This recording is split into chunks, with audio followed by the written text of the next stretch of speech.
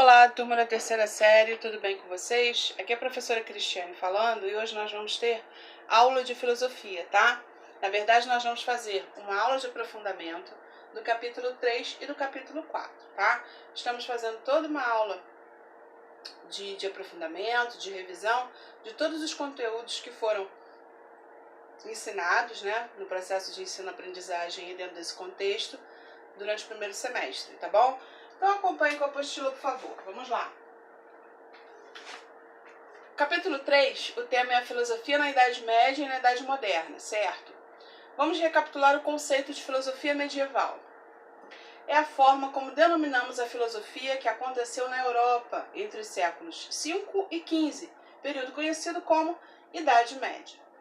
Uma das principais preocupações dos filósofos medievais foi de fornecer argumentações racionais, deixando de lado o quê? Explicações supersticiosas, né?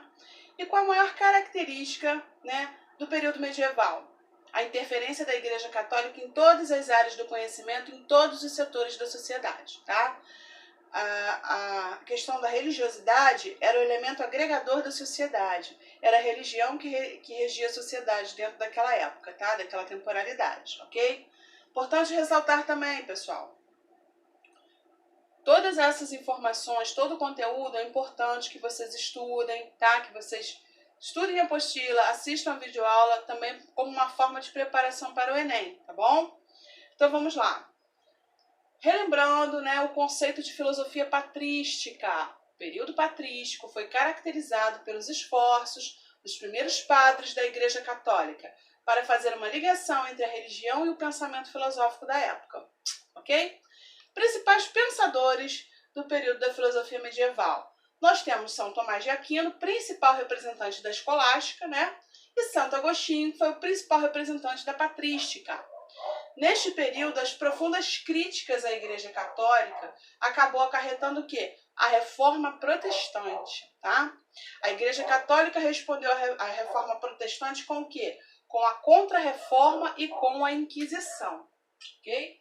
Então, houve um embate muito grande aí dentro da Idade Média, né, dentro dessa temporalidade, entre católicos e protestantes, tá? As principais questões debatidas pelos filósofos medievais foram a relação entre a razão e a fé, as fronteiras entre o que é o conhecimento e o que é a liberdade humana.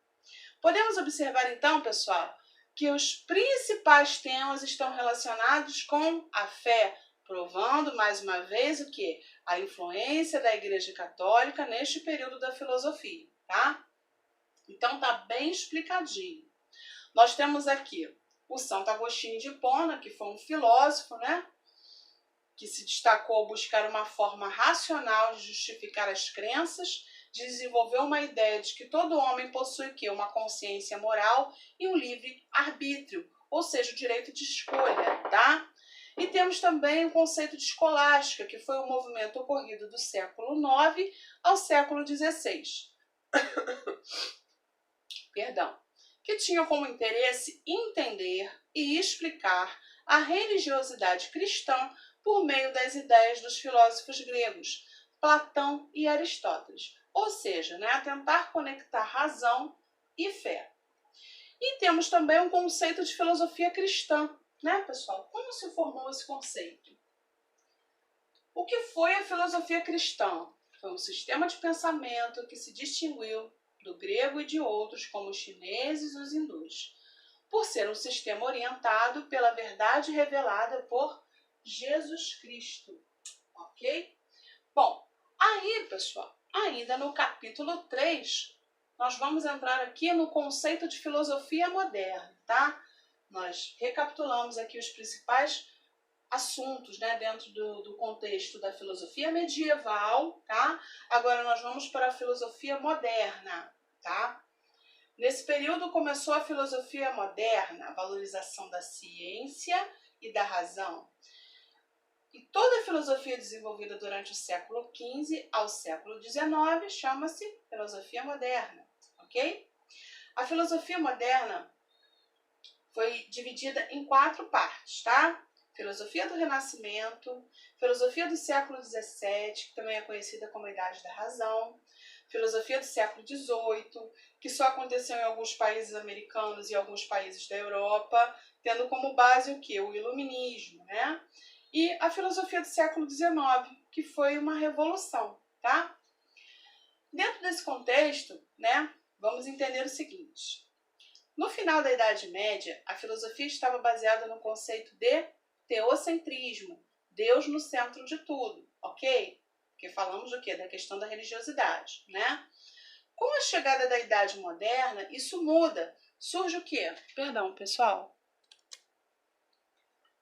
Surge o pensamento antropocêntrico, ou seja, o homem no centro do mundo. Nesse período surge o quê? O humanismo.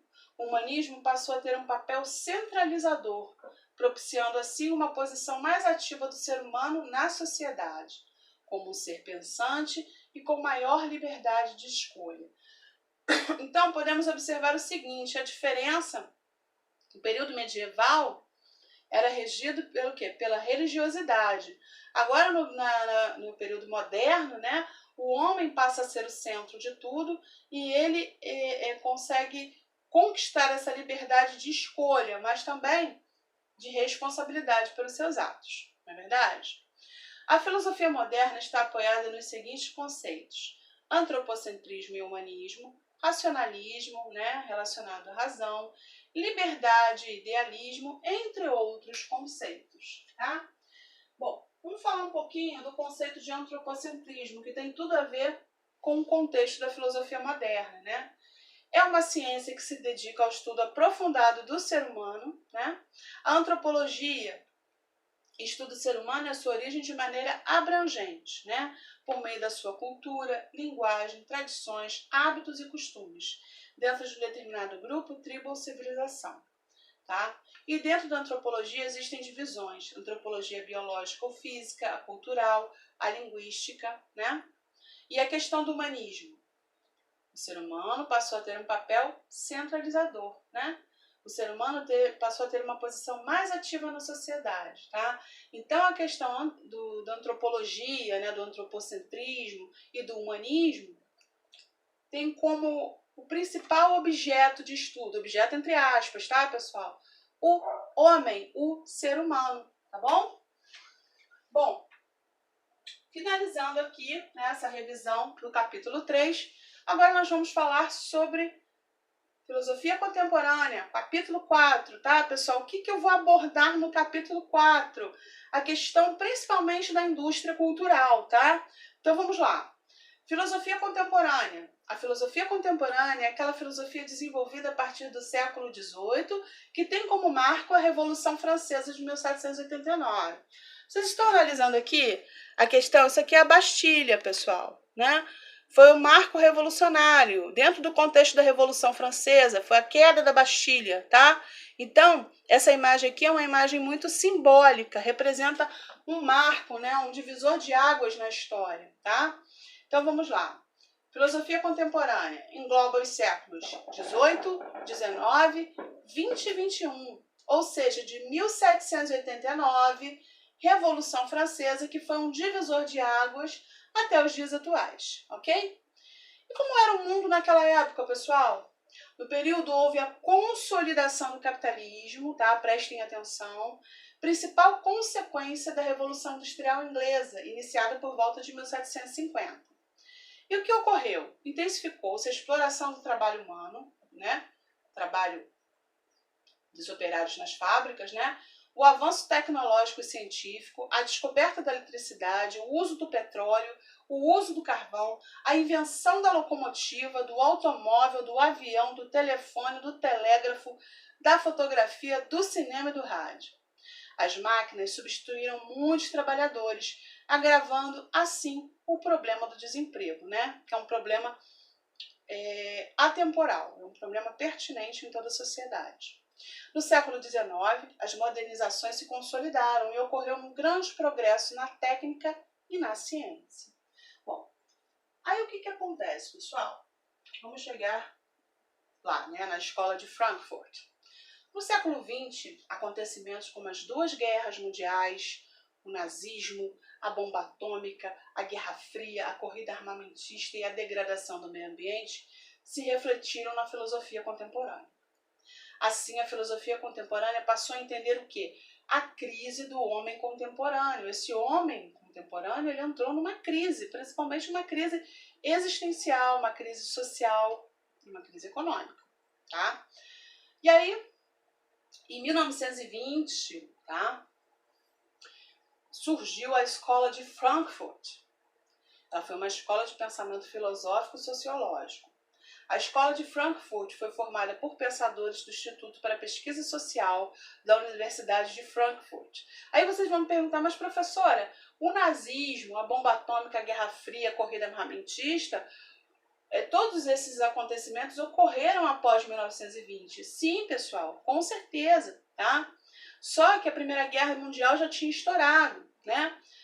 Muitas invenções já estavam ali na sociedade, né? E aí, os filósofos, né, os estudiosos dessa escola alemã, eles começaram a analisar a transformação desse homem contemporâneo, tá? Então, logicamente, muitos eventos ocorreram após 1920, mas esse homem contemporâneo, ele já estava mudando há muito tempo, tá? Desde a Revolução Industrial, pessoal, esse homem estava em modificação, tá? Desde a Revolução Francesa, esse homem já estava se modificando, tá? Porque na Revolução Industrial, esse homem sai do campo e vai para a cidade.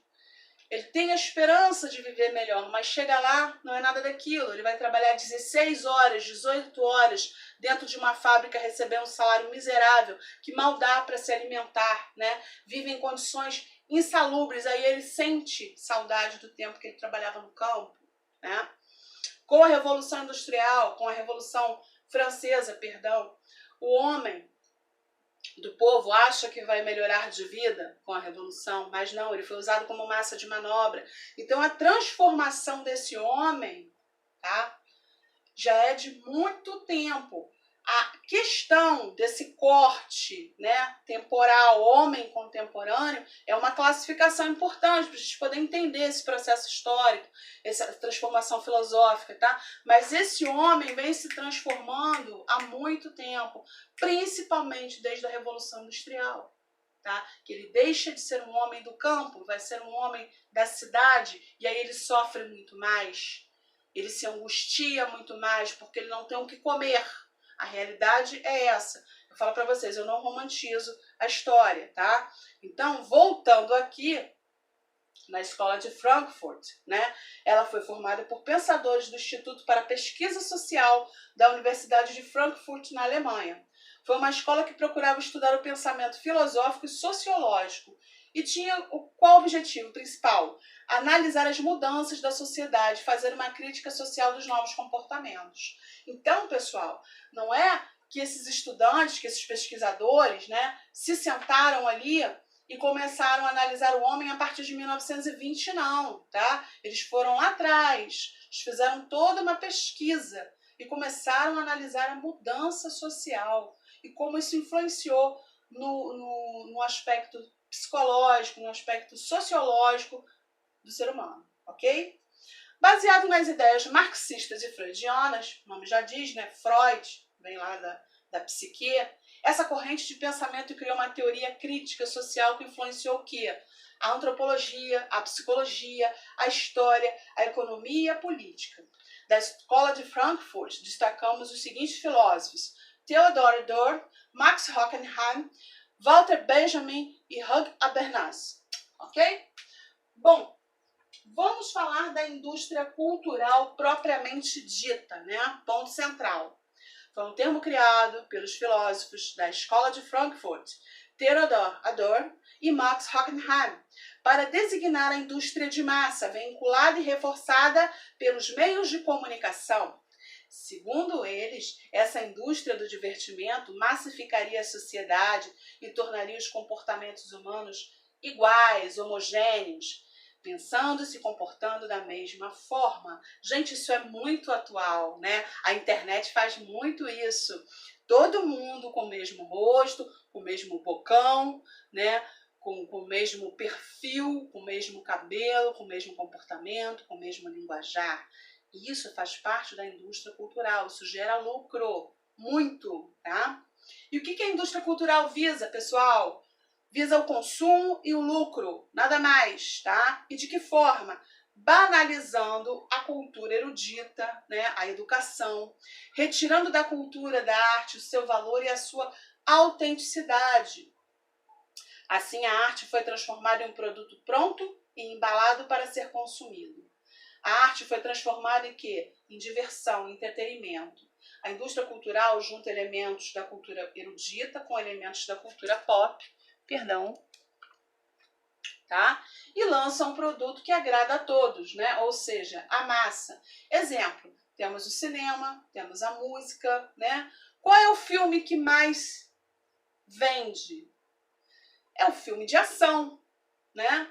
Não é um filme cabeça, não é um filme que você tem que ficar ali vendo, pensando, analisando, tirando suas próprias conclusões, não. São filmes de ação, são filmes de violência, né? Há uma glamourização da violência, né? Então, essa cultura, essa indústria cultural, ela visa isso, lucro, lucro, lucro, consumo, consumo e lucro, né? E o que isso gera, pessoal? Alienação e consumo desenfreado. Então, eu não vou fechar essa aula dando uma resposta, mas sim fazendo uma pergunta para vocês. A pergunta que nós precisamos fazer para nós mesmos é: eu preciso de que tipo de entretenimento, de que tipo de diversão? Eu preciso de um produto ou eu desejo esse produto?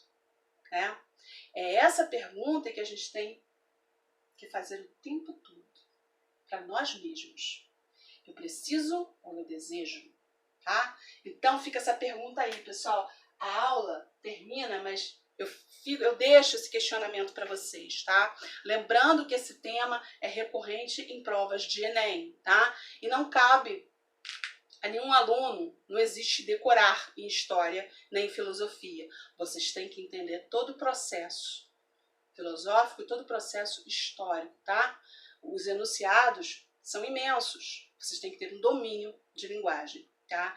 E uma capacidade de interpretação, tá bom, pessoal? Então, guardem isso, tá? Escola de Frankfurt e Indústria Cultural, tá? E tentem responder essa pergunta que eu deixei no final da aula, tá bom? Dica para fazer boas provas. Estudem a apostila, estudar não é ler, e sim grifar e anotar, fazer resumos, tá? Papel e caneta. E assistir a videoaula na íntegra, ok? Bom, pessoal, vou ficando por aqui, desejando a todos tudo de muito bom. Fiquem com Deus e até a próxima aula.